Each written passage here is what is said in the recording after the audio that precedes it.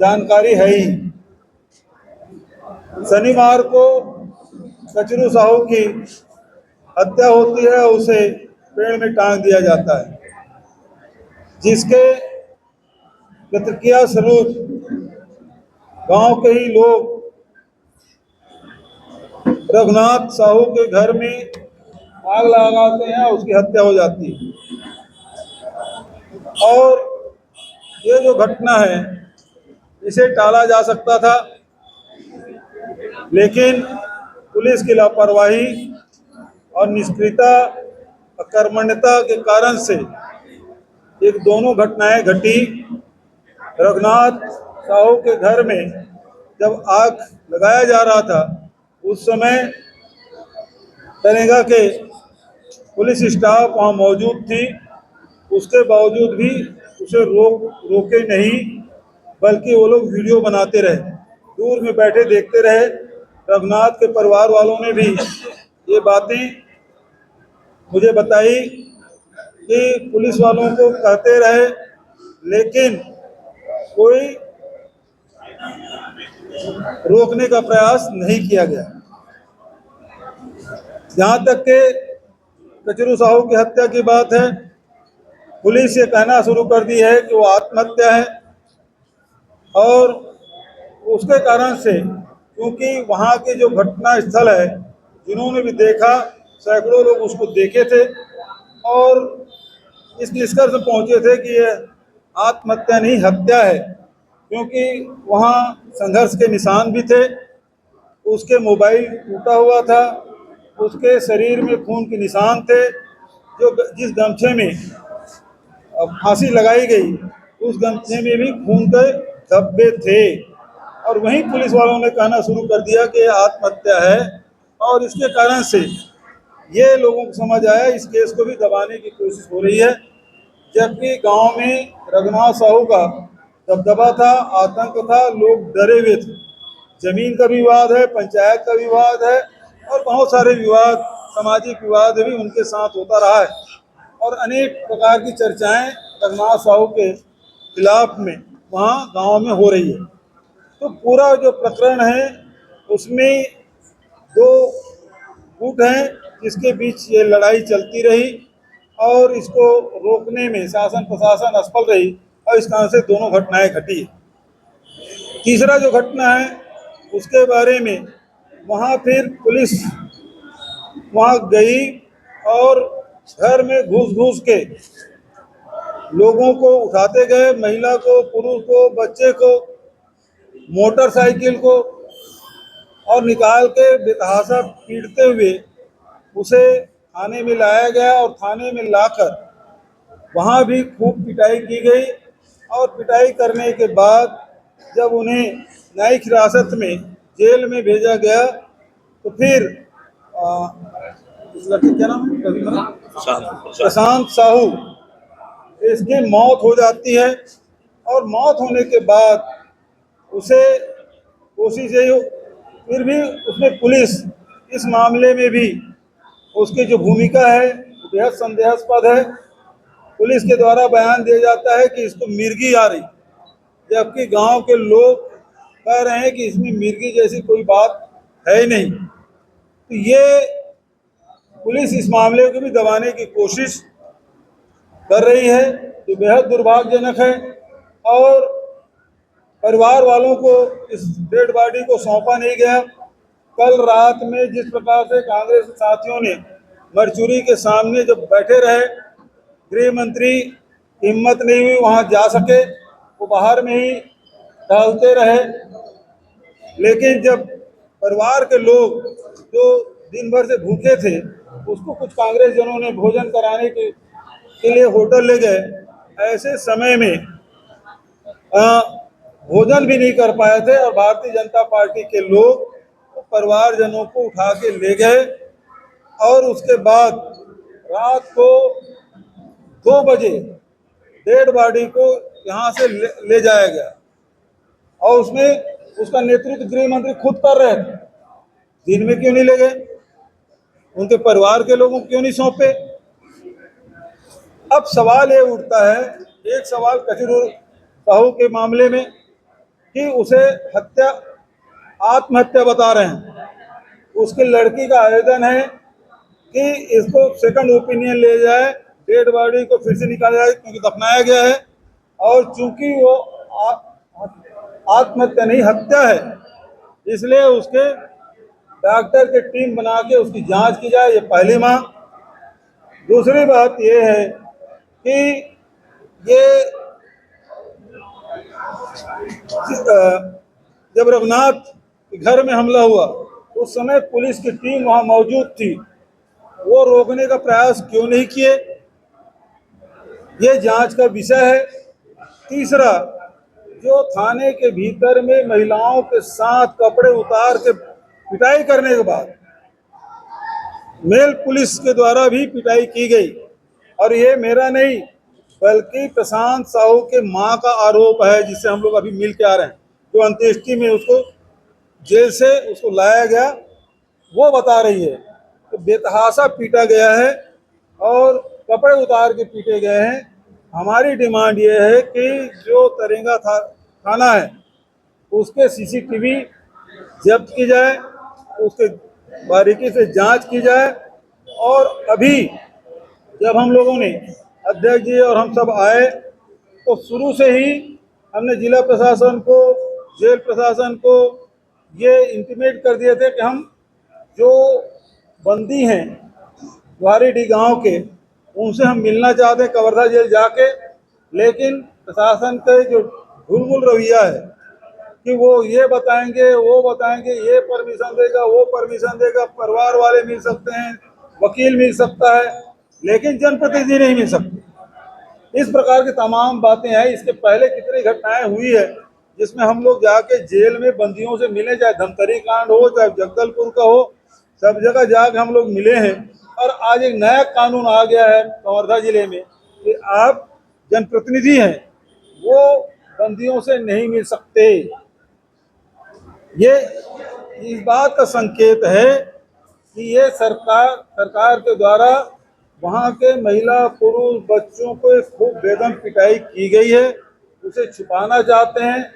हमें जो जानकारी मिली है उसमें 2-3 ऐसे कैदी हैं जिसकी हालत बेहद खराब है, कुछ भी हो सकता है।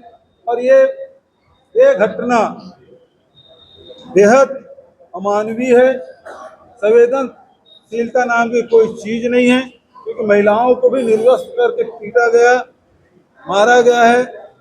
प्रशांत की मां को मारा गया, उसके भाई को मारा गया। वो खुद क्योंकि अंत्येष्टि में आए तो वो खुद अपने दिखाए हैं। और प्रशांत को जो डेड बॉडी हम लोग देखे हैं, कोई ऐसा अंग नहीं बचा है जिसमें मार के निशान न हो। इतने मारे हैं कि चमड़ियां छिल गई है, पसलियां टूट गई है, हाथ टूट गए हैं, मुंह से खून निकल रहा है सब जगह। तो इतनी पिटाई पुलिस के द्वारा की गई है। तो हमारी जो डिमांड है, सबसे पहली बात यह है कि एसपी को बर्खास्त किया जाए, क्योंकि वही जो वीडियो आप देख रहे हैं, एक लड़की को पिटाई कर रहे हैं, पुलिस गांव वाले भी बता रहे हैं, लोग भी बता रहे हैं, एसपी कह रहे हैं मारो इसको, और जो नहीं मार रहे थे तो बोले मैं देखूंगा तुमको यदि नहीं मारोगे। ये बात भी पुलिस कांस्टेबलों के द्वारा ये खबर हम लोगों तक मिली है। अंदर की बात है कि इतने अमानवीय तरीके से जैसे जानवरों को पीटते हैं उस प्रकार से पिटाई की गई है। ये बेहद दुर्भाग्यजनक है। एसपी को तत्काल बर्खास्त करके उनके खिलाफ जो सीसीटीवी में स्पष्ट हो जाएगा, वहाँ जो जिनको डिप्लॉय किया गया है, जो वहाँ गए थे लोहारीडीह में, वो कौन कौन पुलिसकर्मी हैं उसकी सूची उपलब्ध कराया जाए और उनके खिलाफ एफआईआर दर्ज किया जाए। ये हमारी डिमांड है। और इसके बाद माननीय अध्यक्ष जी से कहूँगा कि वो आप सबको संबोधित करें। आदरणीय साथियों, थोड़ा जोर से बोलना पड़ेगा। आदरणीय साथियों, जिस तरह से 15 तारीख की घटना कवर्धा जिले के लोहारडीह में घटी और उस घटना में लगातार सीरियल बाई सीरियल 3 मौतें हुई। पूरी मौत की डिटेल पूर्व मुख्यमंत्री माननीय भूपेश बघेल जी ने अवगत करा दिया। तमाम हमारे वरिष्ठ साथियों के साथ हम लोग गए भी थे, छत्तीसगढ़ प्रदेश कांग्रेस की कमेटी गया था और उनसे चर्चा भी की। घर वालों का आरोप है कि जो फांसी लगाकर आत्महत्या का जो शासन प्रशासन द्वारा ये बताया जा रहा है कि आत्महत्या है, जबकि परिवार वालों का कहना है, घर की एक बेटी का कहना है कि ये सीधा सीधे हत्या है। और जो दूसरा घटना हुई घर जलाने का, इसको चाहती तो शासन प्रशासन इसको रोक सकती थी, लेकिन शासन प्रशासन की अकर्मण्यता के चलते ये घटना घटी। उसके बाद पुलिस प्रशासन अपनी विफलता और नाकामी को छुपाने के लिए पूरे गांव वालों के ऊपर बरता जा रहा है। रातों रात 12 बजे 2 बजे घर के दरवाजाओं को तोड़कर ना बिना जांच के बिना परीक्षण के गांव में बच्चे, महिलाएं, बुजुर्ग, युवा सबको उठाकर ले गए। मोटरसाइकिलें जब्ती की गई। कई ऐसे युवा और पुरुष हैं जो आज भी डर की वजह से गांव से बाहर है। आज भी पुलिस प्रशासन गांव में डर और भय का माहौल बनाई हुई है। मैं समझता हूं कि पूरे गांव दहशत में है और जिस तरह से पहला और दूसरी मौत के बाद गिरफ्तार करने के बाद पुलिस अभिरक्षा में संतोष साहू की प्रशांत साहू की पुलिस की बेरहमी पिटाई से मौत होती है। ये घटना पूरे प्रदेश को झकझोर देने वाली है। सिर्फ प्रशांत साहू ने, उसकी मां को, उसके भाई को और जितने भी अरेस्ट हुए पूरी महिलाओं को और पुरुषों को कपड़े उतार कर मारा गया है। आज वो इतने गंभीर है, चलने की स्थिति में नहीं है, कई गंभीर है। और जिसकी मौत हुई उसको भी गृह मंत्री के नेतृत्व में उसको भी रातों रात दफनाने का प्रयास किया जा रहा था, लेकिन हमारे कांग्रेस के कार्यकर्ताओं की सजगता की वजह से उसको नहीं दबा पाए। और हम लोगों ने चर्चा की परिवार वालों से। परिवार वालों का कहना है उच्च स्तरीय जांच होना चाहिए या फिर सिटिंग जज, वर्तमान हाईकोर्ट के सिटिंग जज से इसकी जांच होना चाहिए, क्योंकि सरकार द्वारा गठित कमेटी से हमको न्याय की भरोसा नहीं है। परिवार वाले न्याय मांग रहे हैं और बिल्कुल उस बच्ची का कहना है कि पुनः जो दफनाया गया लाश को उसको पोस्टमार्टम करना चाहिए। उनको यकीनन है कि उनको मारकर फांसी लगाया गया है। कई गंभीर चोटें थी और ये भी मांग कर रही है कि उसको प्रशासन छेड़छाड़ कर उसको जला भी सकती है, बल्कि बच्ची का कहना है कि उसको पुलिस सुरक्षा दिया जाए जहां दफनाया गया है वहां। तो इस तरह से ऑल ओवर अगर हम देखें, एक बात और बोले ना, परिवारों देखने दी लड़की बड़ी, हाँ, परिवार वाले को देखने तक नहीं दिए। कचरू को जो फांसी लगाए, जो आरोप लगा रहे हैं, उसको परिवार वालों को देखने तक नहीं दिए। इतनी क्या जल्दी थी कि परिवार वालों को मिलने, उनके बच्चों को अंतिम समय में अपने पिता को देखने तक नहीं दिए। इतना क्या जल्दी थी कि रात को दफनाने का प्रयास आप प्रशांत साहू को कर रहे थे। आखिर आप किसे बचाना चाहते हैं? आप किस चीज को दबाना चाहते हैं? ये खुलासा होना चाहिए। तब खुलासा होगा जब इसका उच्च स्तरीय जांच होगा। उसके बाद जिस तरह से घटना घटी वहां तो ऐसे मतलब कोई उस साजिश रची जाएगी किसी बड़ी घटना का अंजाम देने का, क्या कहना चाहिए? गृह मंत्री कब तक अपनी नाकामी छुपाएंगे आप? कलेक्टर ऑफिस जल रहा है, एसपी ऑफिस जल रहा है, छत्तीसगढ़ में घर घर जल रहे हैं, और क्या जलाना बाकी है। अपनी नाकामी को छुपाने के लिए कांग्रेस के ऊपर आरोप लगाना बंद करें। आप अपने विभाग की समीक्षा करें। अगर थोड़ी भी मानवीयता है आपको इस्तीफा दे देना चाहिए। क्यों? क्योंकि आपसे गृह विभाग संभल नहीं रहा है। अगर मानवीयता बचाए तो आपको इस्तीफा दे देना चाहिए। महोदय, जेल दाखिल के पहले किसी भी आरोपी का स्वास्थ्य परीक्षण होता है। जब इतनी चोटें आम आदमी को दिख रही है आज, तो जेल दाखिल के पहले जब स्वास्थ्य परीक्षण हुआ था तो डॉक्टर क्यों नहीं दिखाई दिए और जेलर ने उसको चिकित्सा क्यों उपलब्ध नहीं कराई? बिल्कुल सही सवाल है आपका।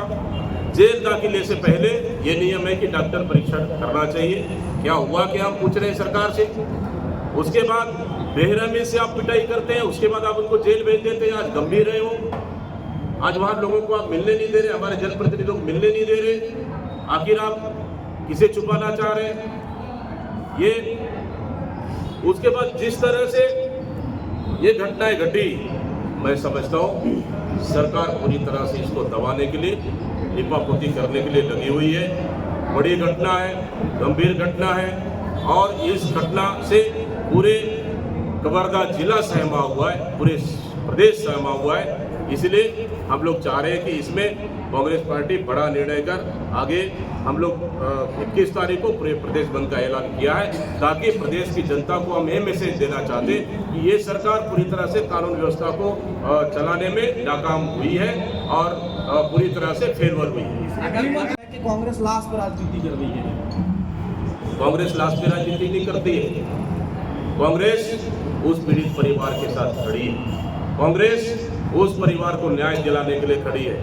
कांग्रेस उस पीड़ित परिवार जो पुलिस की पिटाई से मौत हुई है उसके पक्ष में खड़ी है।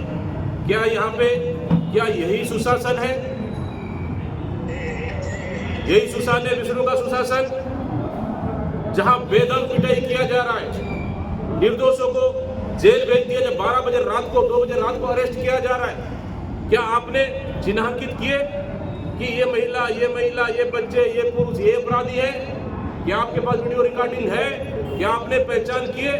कोई के अंदर अगर गलत हुआ है तो आपके पास अधिकार है, कार्रवाई करिए, लेकिन आप दोषी और निर्दोषों को आप पहचाने। कई निर्दोष लोगों को इस केस में जेल भेज दिया गया है, कई निर्दोष लोगों को, और कई लोगों को आज भी तलाश कर रही है पुलिस।